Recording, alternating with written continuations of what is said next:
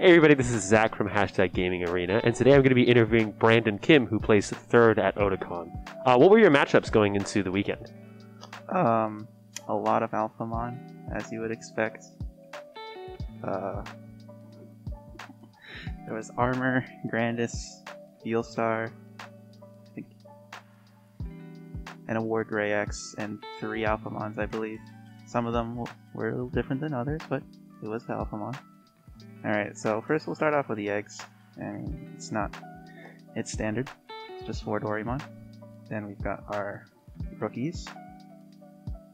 4 Doraemon. These are a necessity. As you would imagine, the memory gain is absolutely phenomenal. It's beautiful. You will always cry whenever you don't see one in starting hand or draw. 4 of the BT9 Doraemon. I really like this Doraemon. I honestly prefer the draw 2 over just checking top 3, potentially adding 1 or 2. Well, not potentially adding 1, it pretty much always adds 1. Very rarely will you whiff a search in this deck. But honestly, I do prefer the draw 2. It lets you draw into cards that you normally wouldn't be able to draw into, and cards that would end up at the bottom of your deck, like Cool Boy for example. Gets you your Cool Boys if it's in the top 2 cards. It's pretty nice. Next we have 3 of Ryudomon. Ryudomon is good. I really like a baseline of 12 rookies, so I just did not like trying to go any too much lower. So Ryudomon it is. It is the X antibody in its traits, so you can return it with Oryuken, searches your cards, and does everything you want. Next is your 4 of Darugamons. These are a necessity. This is the level 4 you want to find and level up into, as they all go into this next card. Dex Darugamon, 4 up. It's your free memory gain. It gives you blocker retaliation, which is very important in some matchups. And Frog Schoolboy, so there you go. You got your combo starter. Normally it's just raising, swing. Next up, we've got 4 of Dorgreymon, which is also sit down, and there's a Rogue Grumble in there that I forgot about. How could I forget about Grumblemon? Grumblemon is really good. Honestly, it's fair if you want to cut it, because you can bottom deck it a lot, so you won't see it that often. There were way too many times I was in security, and then not much you can do about that. So, do you ever have any issues with not finding the Goromon when you need it, and is there any merit in running 2? I would say 2 is far too much. There aren't many situations where an Oryumon just won't beat out a Grumblemon, especially if you have a Yugia on the field. But there are times when yes, the Grumblemon is very nice. Right? Let's say you just got rid of your entire stack. You need to go out into something else. You've got a Tamer to Grumblemon, or Greymon. There you go. You've got something coming out. And of course, Hybrid for King is still available. Now we've got our Doragreymons. The best level 5, and you're only level 5, technically. Obviously, you want to see these multiples in your hand. Normally, I'll just Digivolve, place another Doragreymon underneath if I can. Otherwise, I guess Oryumon's next best, and then Doramon, I'd say. Those are your 3 Digimon that you probably want to place underneath with Doragreymon, because Alphamon will be doing the other ones that you need. Also gives it protection and DP reduction, which is obviously the best part about it. Dex Doragreymon, 3 of. I feel like running 4 of is definitely too tricky. You definitely want to see it to get rid of anything potentially annoying on the field, right? Your blockers, most of the time are level 4.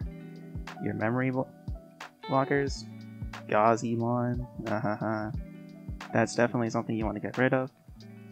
And since you can just delete it first, then do the memory gain, it's pretty nice. You're guaranteed to go into this for free pretty much, as long as they only have 1 left on field. Otherwise, you're kind of screwed. It also procs Cool Boy if you somehow didn't go into this the same turn. Next, we've got 3 of Oryumon. I mean, it's Oryumon. It gives your Alphamons more suspense. Rarely do you ever go into this. If you have to, you have to. Since you can still go on top of Oryumon, it's perfectly fine. Just return. You got the sources. But it does hurt. It does hurt. This is the premier card that you want to be trashing with your Dex line. Usually, you're either trashing Oryumons or Doragreymons, depending on the situation. right? Let's say you have Doragreymons but no Orymons, and you need something to discard. You could discard the Doragreymons because you can just bring them back later with Alphamon 3-0. Alphamon will obviously bring back whichever one of the two you discarded. This one brings the other one underneath. Now you've got an Alphamon that swings for 3 checks twice. And the reason this deck is so nice, or you can Pop's highest play cost and the memory gain. The memory gain obviously is disgusting. You can continue your plays, potentially just play out like 5 Tamers in a turn. You go into our Yugen whiteboard, turn everything you don't need, swing, swing. If you needed something else to go into, like a Grumblemon, you have enough memory to do it now. And if you ever hit into a Hammer Spark and you never pass turn, well, it's still your turn. Very nice. Obviously, the only thing that will stop you are memory blockers. Shrumon, Gazimon. But obviously you have ways to get around them. You have this, potentially this if there's nothing else on field, and the card to help you do that, Alphamon with a D-Digivolve. You can D-Digivolve a level 4, they only have level 3s now. Field is gone. Next up, I believe, are the Tamers. 4 of Cool Boy. There should be no reason you're not running 4 of Cool Boy. Searches everything in the deck. Multiple procs off of these 2 cards. And it's 2 cost. Very cheap. Next up, 2 Yugi. I'm still not sold on multiple Yugis. I've been trying it out. I don't really know how to feel about it, mostly. It's nice getting that card draw and memory gain when you raise out your Doragreymon for the final turn. But once you play it, it doesn't really do anything. It doesn't help you search. It doesn't help you gain anything until that turn you actually push. And that could be many turns later, and by that time, you wish you saw some of your other searches. Obviously, there is a lot of searching in this deck, so just playing UG doesn't hurt. You'll probably have some other kind of search, which is the point of this list, kind of. Just want to have as much searching capabilities as possible. Speaking of, to Coda, obviously getting to have 3 memory at start of your turn always is very, very nice. Guarantees you at least 2 searches potentially if you have a Doramon or Itamon, Cool Boy in hand. Play them all, and it's the searcher itself. Very nice card. I definitely wouldn't recommend more too. It's definitely just 2 of at most, just because 4 memory is a lot. Next I have 3 of Black Memory Boost. This card is great. More searching, more memory for your final turn.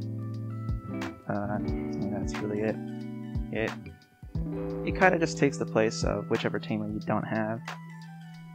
You usually want a Cool Boy on field. You don't have to have a Cool Boy. UG's nice. And then you just have like a UG Black Memory Boost or a Cool Boy Black Memory Boost, and you've probably got game. Next up, I believe are our 1-ofs. We've got 1 of X Antibody, 1 of Congo, and 1 of Breath of the Gods. I don't know if it's on there. Very nice. X Antibody, it can be searched by everything in the deck pretty much that searches X Antibody traits because it has it for some reason. Love that it does. This is one of the cards I have considered cutting. It can give you a lot of mileage. For example, swing with Alphamon, X Antibody, let's go into our Yugen.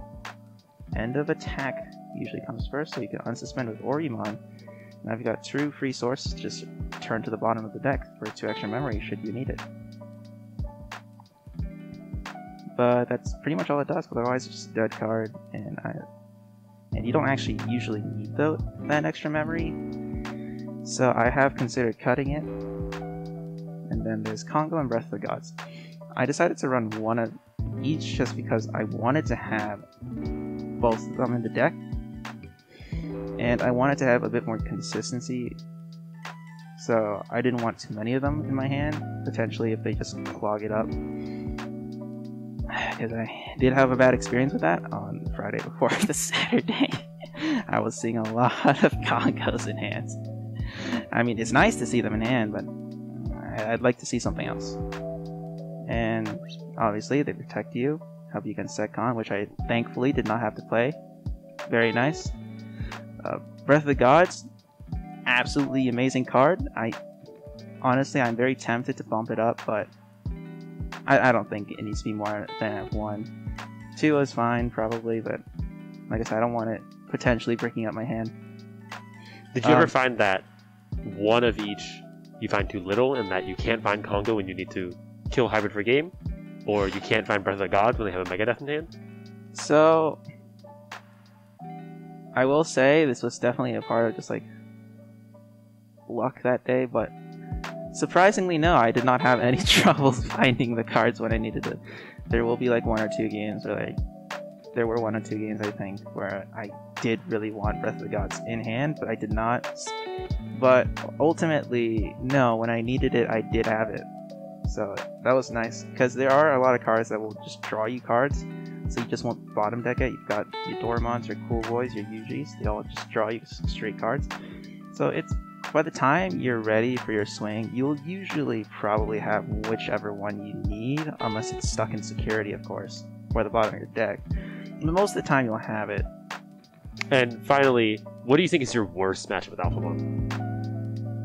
Just because of how I did, I want to say D-Reaper, but after having played it a few more times, honestly, I feel like it is still a bit of a coin flip. So, what about D-Reaper weakens this deck? Well, they just have a lot of bodies, first off, that you can't really get rid of very easily, right? Since they turbo into their Jerry's now with X Antibody, which is a 5 cost. Most of the things that we'll be swinging with a 3 cost, or you can't get rid of them. They don't have levels, so Dexter Greymon can't get rid of them. And they don't have sources underneath, so Alphamon can't Digivolve them. Most of your removal is just gone. So unless you have a way to get rid of like a Jerry, then go into Oryukin, assuming that's like their only high play cost Digimon on the field. And yes, you can wipe board, but then you lost a swing potentially. And I guess the other one I had difficulties with was Grandis. There was only one. I've only played against one Grandis that day, but that was very scary. That is where Grumble came in clutch. Thankfully, they forgot that I had the potential to play a hybrid, so they did not put up a blocker. But Grumblemon is very strong.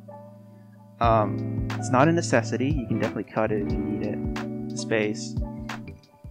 There will obviously be times where your opponent's stuck at 0 security. You have absolutely nothing left. No Rookie and Raising.